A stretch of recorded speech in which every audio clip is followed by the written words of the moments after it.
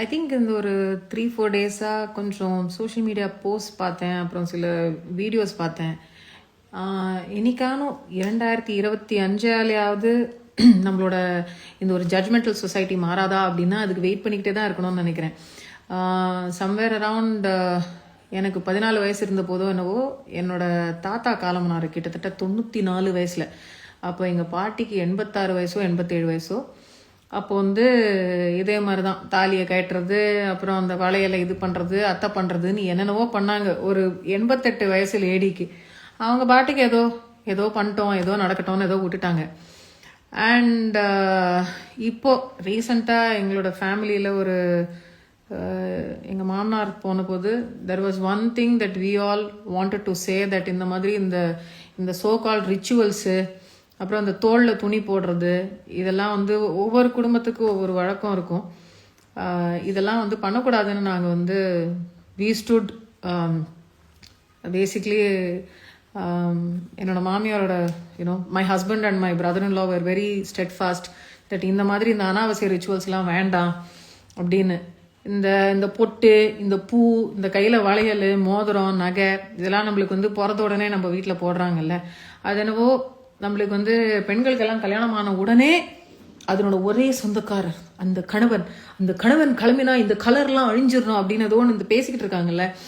It's high time that in 2025 in case யாருக்கும் அந்த மாதிரி நடக்க வேண்டாம். பட் இந்த மாதிரி ஒரு விஷயம் நடந்ததுன்னா வீட்டில் இருக்கிற சின்னவங்களாவது தயவு செய்து இந்த மாதிரி ஒரு ஏற்கனவே கணவனை இழந்த ஒரு சோகம், அந்த ஒரு கிரீஃப், வாழ்க்கை துணையாக நினச்சி கடைசி வரைக்கும் எவ்வளோ நம்ம வாழ்க்கை ஒரு 90 வயசு இருக்குமோ 80 வயசு இருக்குமோ அது வரைக்கும் நம்ம அவங்களோட இருக்கணும்னு ஆசையாக இருக்கும்போது நடுவிலேயே ஒருத்தவங்க கிளம்பி போகும்போது ஒரு பெரிய ஒரு சப்போர்ட் போன மாதிரி இருக்கும். ஒரு வாழ்க்கை துணை போகும்போது அவங்கள திருப்பி உக்காத்தி வச்சு அவங்கள திருப்பி பிகினிங்லேருந்து எல்லாத்தையும் நகையெல்லாம் போட்டு பூவெல்லாம் வச்சு வளையல்லாம் செஞ்சு எனக்கு பரம சத்தியமாக புரியல.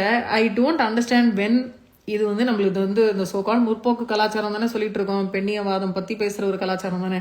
இதை மட்டும் இன்னும் அபாலிஷ் பண்ணுறதுக்கு ஒரு பெரியாரோ ஒரு அம்பேத்கரோ வந்தால் தான் இப்போல்லாம் முடியுமா? ஏன்னா சத்தி நிறுத்துறதுக்கு ஒரு ஆண்களை தான் கிளம்பி வர வேண்டியிருந்தது. ராஜா ராம் மோகன் ராய்னு சொல்கிறாங்க, அதில் எத்தனை பேருன்னு தெரில. Except I think a couple of things where women were given credit for abolishing some really horrendous systems like the Devdasi system. முக்காவாசி நம்மளுக்கு ஒரு ஆண் சேவியர் வேண்டியிருக்கு. சொசைட்டிக்கு ஒரு ஆம்பளை தான் இந்த மாதிரி ஒரு விஷயத்த மாற்றணும் அப்படின்னு சொன்னாதான் பெண்களும் மற்ற ஆண்களும் கேட்கறதுக்கு ரெடியாக இருக்காங்க. தயவுசெய்து 2025 ஆச்சு, ஏஐல என்னெல்லாம் நடந்துட்டு இருக்கு. இந்த இந்த இந்த தாலியை வச்சுக்கிட்டு அப்புறம் இந்த ஒரு பொட்டு, குங்குமம், வளையல், இவங்கெல்லாம் தான் சுமங்கலி, இவங்கெல்லாம் சுமங்கலி இல்லை. இதை கொஞ்சம் தயவுசெய்து நிறுத்திடலாமே. ஒருத்தங்களோட நம்ம இந்த உலகத்தில் வரோம், நம்ம பிறக்கிறோம், அட் சம் பாயிண்ட் நம்மளுக்கு டைம் டிக்கிங் நின்றுச்சுன்னா it's time for us to exit. அதில் ஒருத்தங்களோட உயிரோட இருக்கிறவங்களோட வாழ்க்கையில் இருக்கிற கலர் எல்லாத்தையும் எடுத்துகிட்டு வெள்ளையாக்கிட்டு தான் போவேன். இந்த கான்செப்டே எனக்கு புரியல. I really hope it is time to end it.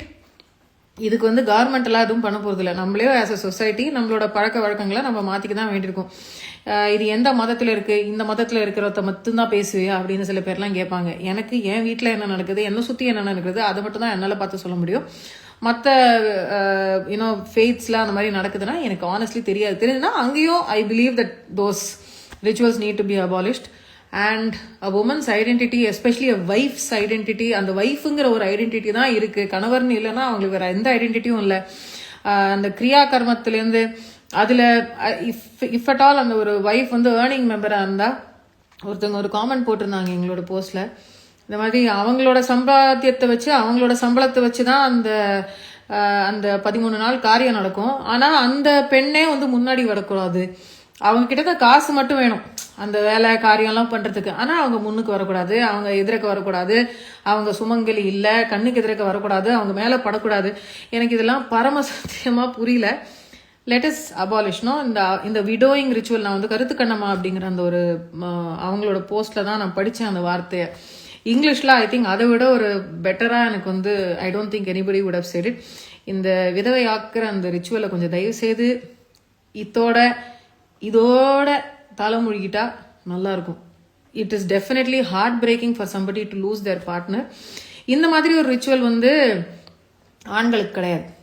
பெண்டாட்டி வந்து மறைஞ்சிட்டாங்கன்னா அவங்களுக்கு வந்து ஒரு ரிச்சுவல்ல போட்டு இன்னமே உன் வாழ்க்கையில கலரே கிடையாது அப்படிலாம் கிடையாது. அதுலேருந்து அடுத்த முகூர்த்தம் முடிஞ்சதுன்னா இன்னொரு பொண்ணை பிடிச்சி கல்யாணம் பண்ணி வச்சிருவாங்க. இன்கேஸ் அவங்களுக்கு குழந்தை இருந்ததுன்னா ஐயோ குழந்தைங்களை பார்க்கறதுக்கு ஒரு பொண்ணு வேணுமே அப்படின்னு சொல்லிட்டு கணவனுக்கு எத்தனை பொண்டாட்டி இருந்தாலும் பரவாயில்ல, 1 2 3 நாள் நம்ம தாத்தா காலத்துலலாம் கேட்டிருக்கோம். வந்து ஒரு சின்ன பாட்டி வந்து செத்து போயிருப்பாங்க, அடுத்தது இன்னொரு பாட்டி வந்திருப்பாங்க, அவங்க தான் அம்மான்னு எல்லாம் சின்ன பசங்கள்லாம் வளர்ந்துருக்கும், கடைசியில் பார்த்தா அவங்க ஒரு சித்தியா இருந்திருப்பாங்க. இந்த மாதிரிலாம் நிறைய உண்டு. எங்க பாட்டிக்கு முன்னாடியே ஒரு பாட்டி இருந்தாங்க, கல்யாணம் பண்ணி வரத்துக்கு முன்னாடி அவங்க வந்து வரும்போதே சின்ன வயசுலேயே இறந்துட்டாங்க. இந்த மாதிரிலாம் கேள்வியெல்லாம் பட்டிருக்கேன். ஸோ எங்க தாத்தாக்கே எங்க பாட்டி வந்து 2வது மனைவி. அதாவது சின்ன வயசுல அவங்க எத்தனை வயசுல கல்யாணம் பண்ணிக்கிட்டாங்களோ அத்தனை வயசுல 11 வயசு 12 வயசு 13 வயசு அப்பெல்லாம் அந்த கல்யாணம் பண்ணிப்பாங்க இல்லையா. ஸோ எனக்கே வந்து you know the kind of things, இதுவே வந்து எங்க பாட்டி வந்து if she had lost the husband reverse நடந்ததுன்னா அவங்களுக்கு ஒரு மொட்டையை போட்டு வீட்டில் உட்காத்தி வச்சு சின்ன குழந்தைன்னு கூட பார்த்துக்காம அவங்கள அடைச்சி வச்சு அவங்க வாழ்க்கையை நாசனம் பண்ணி அவங்க வந்து 93 வயசுல செத்துருந்தாலும் அவங்க வாழ்க்கை முழுக்க அப்படிதான் இருக்கணும் அப்படின்னு தான் பண்ணியிருப்பாங்க. ஐ திங்க் இந்த ஒரு விஷயம் இப்போவாது மாறிச்சுன்னா பரவாயில்ல. 88 வயசுல எங்க பாட்டிக்கு மாறல, அப்போ எனக்கு 14 வயசு தான். அது என்ன பண்றாங்க ஏது பண்றாங்கன்னு வந்து என்னால் பார்த்து எனக்கு புரியறதுக்கு வயசு இல்லை. எனக்கும் I was attach to my grandfather வந்து அந்த போன சோகம் அதெல்லாம். ஆனால் இன்னொரு பக்கம் இன்னொரு தாத்தா பாட்டி போகும்போது பாட்டி முதல்ல மறைஞ்சாங்க, தாத்தா அது எதுவுமே இல்லை, அவர் பாட்டுக்கு வீட்டில் இருக்கிற எல்லா நல்ல காரியம் எல்லா காரியத்திலையும் அவர் கலந்துக்கிட்டாரு. ஆனால் அதுவே ஒரு விதவை அப்படிங்கிற ஒரு பட்டம் வந்துச்சுன்னா எந்த காரியத்திலும் அந்த விதவை மட்டும் முன்னாடி வந்துடக்கூடாது. அவங்கெல்லாம் வந்து நல்ல சகுனம் கிடையாது. இப்படி இந்த மண்ணாங்கட்டியெல்லாம் எப்போ நிறுத்துறாங்களோ இந்த சொசைட்டி அப்போ உருப்படுமான்னு தெரில, ஆனால் கொஞ்சமாவது ஸ்லைட்டாக பெட்டராக இருக்கும்னு நினைக்கிறேன். இப்போ இந்த இதை பார்த்துக்கிட்டு இருக்கீங்கன்னா if you have something like this happening in your family, please for God's take stop this bullshit, it's enough. And also இப்போது ஏற்கனவே அதை பற்றி எழுதியிருந்தேன், யார் எப்படி அவங்களோட க்ரீஃபை வந்து வெளிப்படுத்துகிறாங்க எக்ஸ்பிரஸ் பண்ணுறாங்கன்ற சொல்கிறதுக்கான அருகதை யாருக்குமே கிடையாது.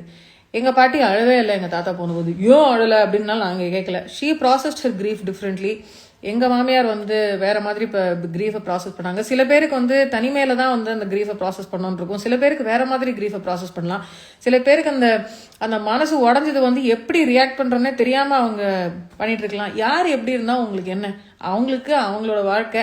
நீங்கள் பாட்டுக்கு வாய முடி இந்த ஊரில் 4 பேர் சும்மா உட்காந்து வாயில் உட்காந்து மென்னுக்கிட்டு இருக்கீங்களே, அட்லீஸ்ட் வீட்டுக்குள்ளே மென்னுட்டு இருந்தீங்க. இப்போ சோஷியல் மீடியாவில் இன்னொருத்தரோட மனசு நோக்குதா அவங்களோட கமெண்ட்ஸ்னாலன்னு கூட தெரியாமல் இஷ்டத்துக்கு நாக்கு மேலே பல்ல போட்டு இப்படிலாம் பேசுகிறீங்களே, நல்லாவா இருப்பீங்க, நல்லா இருக்கீங்களோ என்னவோ. ஆனால் கொஞ்சம் தயவுசெய்து கொஞ்சம் அறிவு புத்திலாம் கொஞ்சம் வளர்த்துக்கிட்டு கொஞ்சம் மனிதாபிமானம் அப்படிங்கிற ஒரு விஷயத்தை ஒருத்தங்களுக்கு வந்து ஒரு ரொம்ப பெரிய ஒரு பேரிழப்பு ஒன்று நடந்திருக்குன்னா ஃபர்ஸ்ட் திங் உங்களால் எதுவும் நல்லதாக சொல்ல முடியலன்னா வாயாவது பொத்திக்கிட்டு உட்காந்துட்டு இருக்கேன். அவ்வளோதான். நன்றி, வணக்கம்.